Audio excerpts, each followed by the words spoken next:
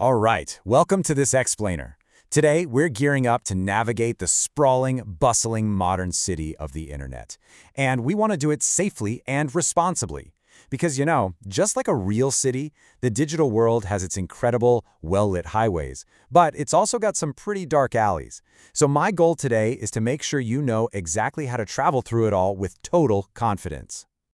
Here's our roadmap for the trip. First, the two-sided digital world. Second, the 10 Commandments of Ethics. Third, human threats or unethical practices.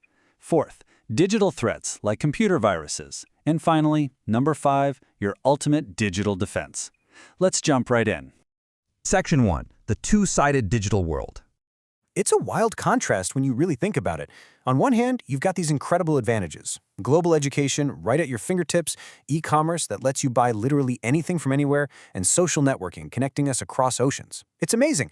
But flip the coin and the disadvantages are very real. We're constantly dodging virus threats that can crash our systems, dealing with endless spam, facing the terrifying prospect of data theft, and honestly, severe time wastage if we aren't careful. It's a powerful tool, but it requires serious caution. Which brings us to Section 2. The 10 Commandments of Ethics. Now, these aren't just vague, feel-good ideas. Back in 1992, the Computer Ethics Institute actually laid out 10 essential rules to act as our digital moral compass. They range from the absolute basics like do not harm others or do not steal, to more specific tech rules, things like not snooping around in other people's files, completely avoiding pirated software, and not stealing someone else's intellectual output.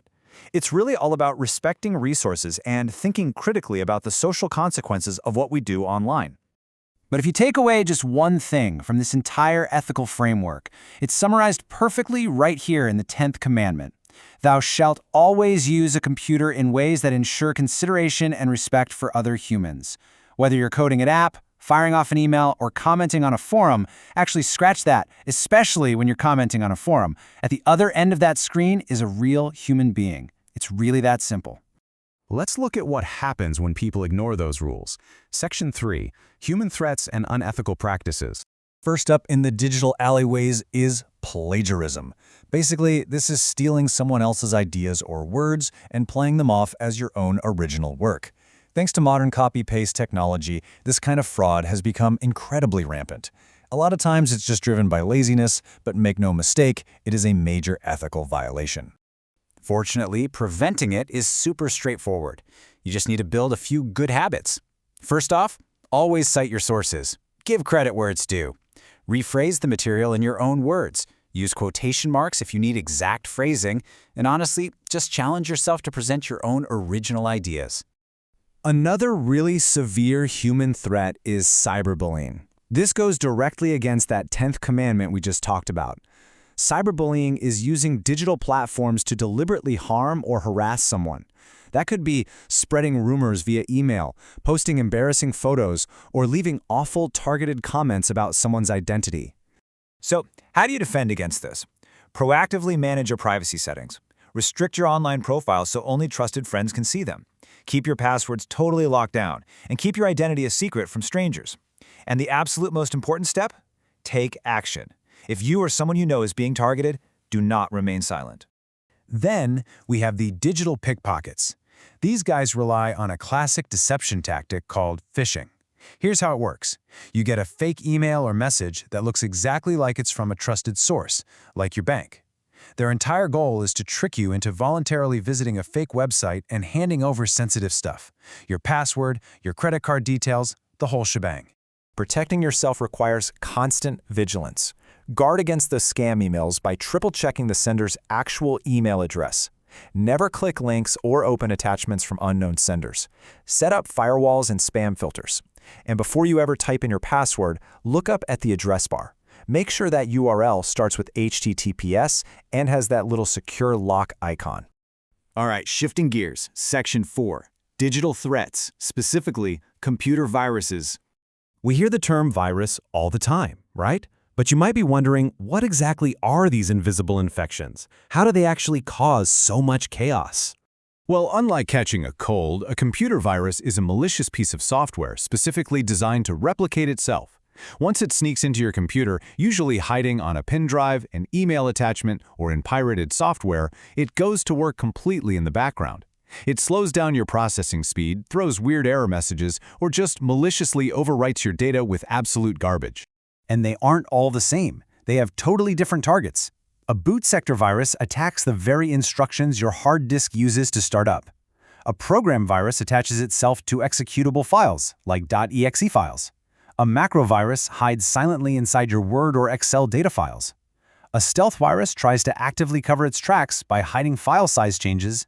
And a multipartite virus? That's a hybrid nightmare that hits both your boot sector and your files at the same time. You also need to watch out for two other types of malware that act a bit differently. First is the Trojan horse. Just like the Greek myth, it pretends to be a useful application or game to trick you into downloading it, but once inside, it unleashes destruction. Notably, a Trojan doesn't replicate itself. On the flip side, we have the worm.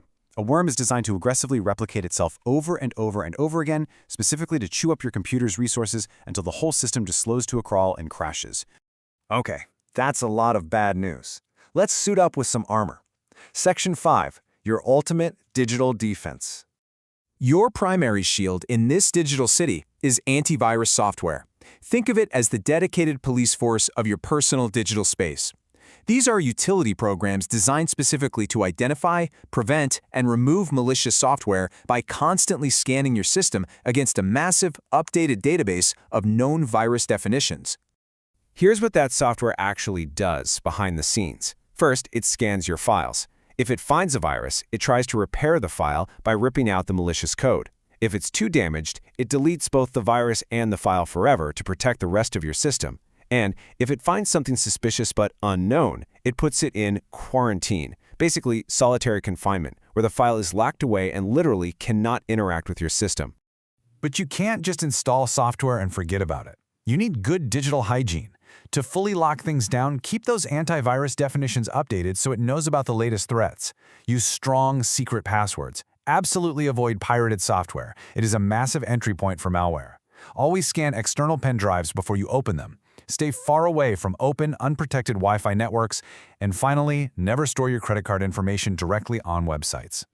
So equipped with this new understanding of the digital city's rules, the ethical commandments, and the very real software risks lurking out there, I want to leave you with this. What habits are you going to change today to become a safer, more ethical digital citizen? Thanks so much for joining me on this explainer, and stay safe out there.